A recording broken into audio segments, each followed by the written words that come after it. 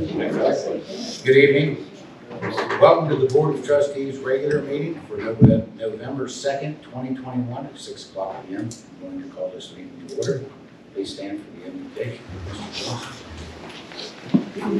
Bow your heads with me. Dear Lord, thank you for this day, and thank you for giving us a chance to freely elect our officials. I pray that you be with us as we go ahead, and you be with those who protect us, whether it be here, whether it be overseas, and keep us safe. I pray that you be with those families that miss their loved ones when they're gone, protecting us. Amen. Amen. Please join me in the pledge. I pledge allegiance to the flag of the United States of America and to the republic for which it stands, one nation, under God, indivisible, with liberty and justice for all.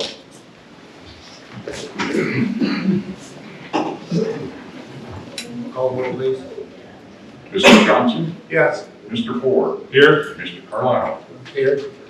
Need a motion to adopt the agenda as presented. So moved. Johnson, is there a second? Second. Mr. Ford, second. Discussion. Roll call. Mr. Johnson? Yes. Mr. Ford? Yes. Mr. Carlisle? Yes. I'll move to adopt the October 5th, 2021 regular minutes as presented. Is there a second? I'll second. Mr. Johnson, second. Discussion. Roll call. Mr. Johnson? Yes. Mr. Ford? Yes. Mr. Carlisle? Yes. Public comments? Anyone? I'd like to say something. State your name and address for the record, please. My name's Judy Newman. I live at 9630 Lynn's Road. As you're well aware, I have Scanel FedEx in my backyard. During the conversations when this was being approved, we were told that no trees would be cut. They cut 8 trees off of my property, leaving a large gap. We were told there would be a 30-foot buffer. There is no buffer. As I understood, I thought it was supposed to be a 25-foot wall, a sound barrier. The wall is 5 feet off the property line and 11 feet tall. I can see semis over the wall. I mean, pickup trucks over the wall. There is no sound barrier. Last week, we heard banging all night long, 3:30 in the morning. We were woken up. Now you, Mr. Carlisle, asked that it be comparable to Amazon. It's not even close to Amazon, the height of the wall. I want to know why it's not being built according to what was approved. Mr. Singleton, you've been the one that's been out there inspecting it. We passed the policy and procedure and resolutions. Mr. Singleton is the one to enforce on the zoning side. So he would be able to address that with you. So if you want to get with him, he can address My attorney's already contacted him because there's 3 more than 100-year-old oak trees. There was a gentleman that was working back there, asked my neighbor if they could cut the tree root. He said no, and they cut it anyway. They're putting those steel poles right next to the 100-year-old oak trees, putting it through their root. Now, I'm not an arborist. I'm meeting with one Thursday, but as I understand, when you cut a tree down, it's still alive for 7 years. So, you know, the trees may not be dead or dying next year, but time to come, I feel that they're going to die. I mean, they cut limbs off the oak trees that's on our property only because they branched over their property. And again, we were told that they would not cut any trees. And like I said, they cut 8 of mine as well as limbs so that there's a wide gap. There's, you know, the wall is virtually useless. John, will you get with her, Mrs. Newman, and her concerns and address them, please? Yes, sir. Okay. Anyone else?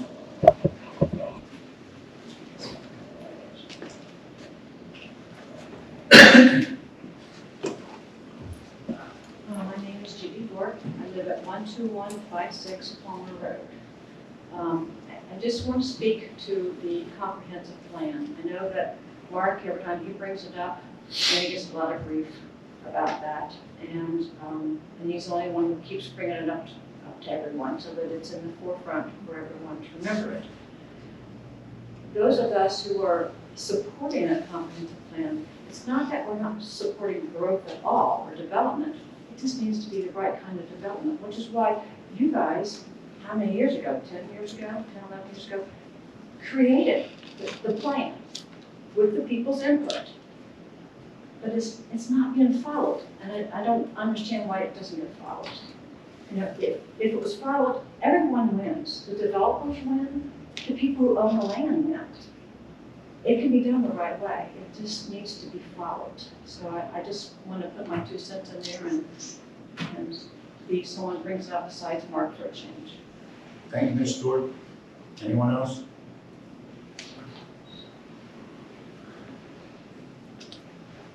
Go to reports.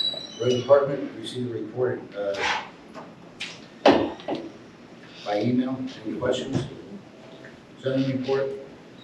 You have anything to add, Mr. Senator? We have not gotten a water and sewer report, Fire District, Mr. Johnson. Nothing. Cemetery, Parks and Rec, Mr. Ford. Nothing this evening. JEDD 1 and 2 will be meeting this month. I don't really have a date set yet. And so will the JED boards, I believe. Old business. JEDC 1, DCA 2, Mr. Carter. Hi. I was here previously, I believe it was in May, and you adopted a DCA distribution compensation agreement relating to JEDC 1 and the Exeter development. That's the last parcel there. After that DCA left here and was at county commissioners, there were issues between the version you had passed and the version the school district had passed. The developer hadn't coordinated that ahead of time. We worked those issues out. They didn't change any of the compensation. What had changed was some language that the school could revoke its consent to the CRA if it wasn't properly getting compensated. I put in a provision that if that was occurring, the developer had the right to cure, so that if somebody was administratively screwing something up, the developer didn't lose their CRA through no failure of their own. They could cure it and resolve the situation later. That was accepted by all parties. This has been approved by the county and approved by the school district and signed by the developer. So this is coming back to you with these revisions. The money has not been modified at all. And again, this is JEDC 1. Any questions? I'll move resolution 21-1102-01. Resolution providing for acceptance and approval of the development compensation agreement. This will be for Exeter.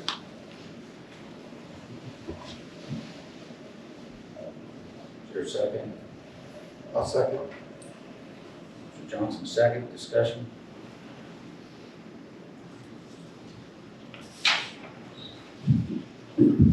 Roll call. Mr. Johnson? Yes. Mr. Ford? Yes. Mr. Carlisle? Yes.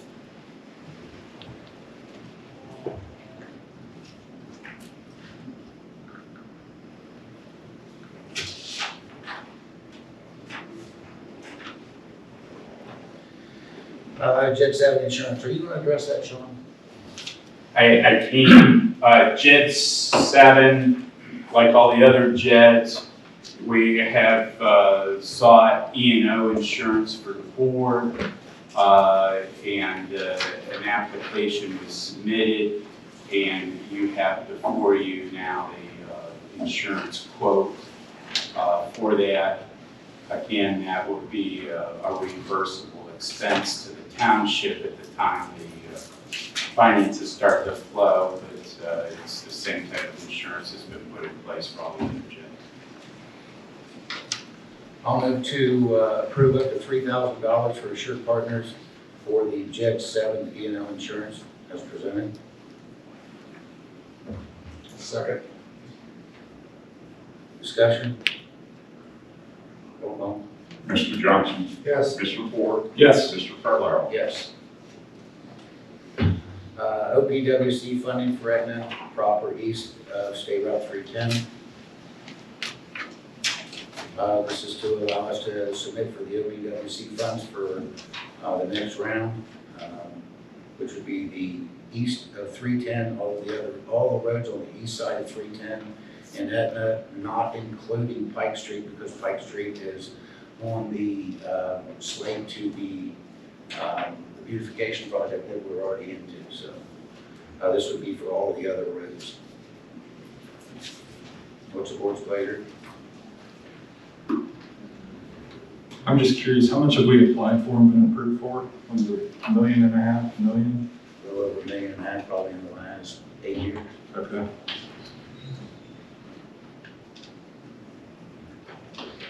I'll move resolution 21-11-02-02.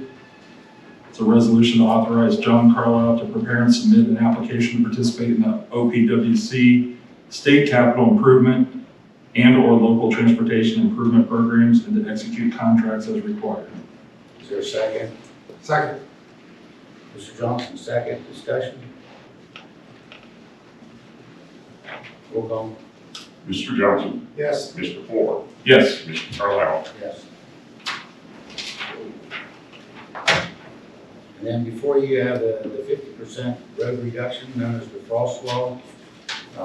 These are the roads that will have the 50% road reductions on them.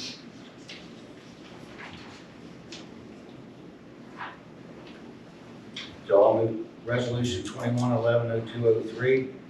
Resolution to reduce load limits on the following streets in Etna Township, Wickham County, Ohio, as presented. I'll second. Discussion? Roll call. Mr. Johnson? Yes. Mr. Ford? Yes. Mr. Carlisle? Yes.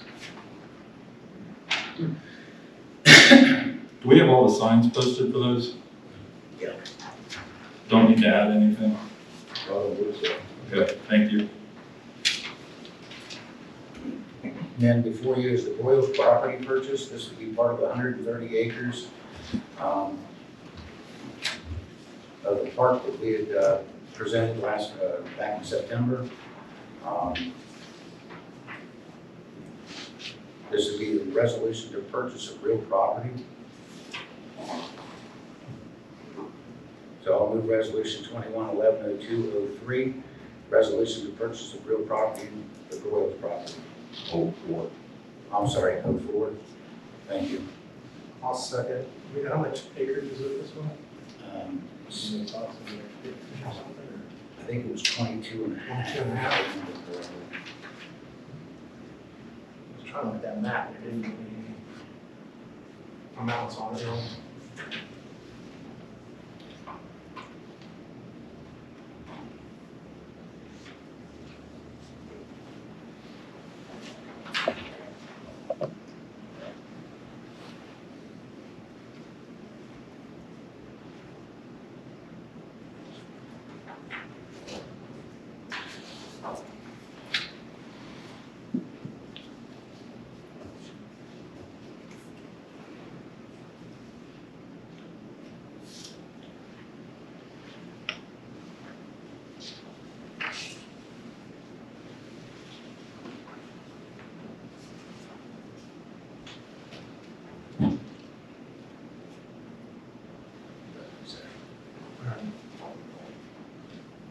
And this contract was drawn up by the prosecuting attorney's office? Yes, this actually came from them today. Yep, okay, thank you. Roll call. Mr. Johnson? Yes. Mr. Ford? Yes. Mr. Carlisle? Yes.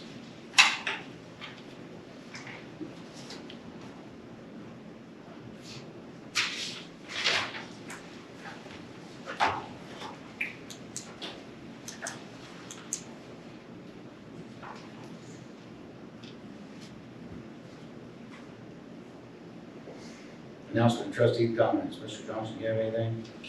No. Mr. Ford? I'd just like to say, welcome, see some new faces out here and some old faces. Thank you guys for coming to the meeting. We love to have the public's participation, so thanks for coming tonight. We appreciate it. Fiscal officer report, Mr. Rogers. Okay. Another month in the tubes. 2 more to go. Revenue for the month of October was $82,697. Expenditures, $231,605. Ending balance just shy of $7.750 million.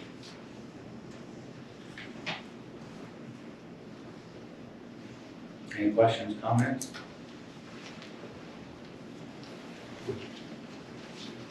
Thank you, Mr. Rogers.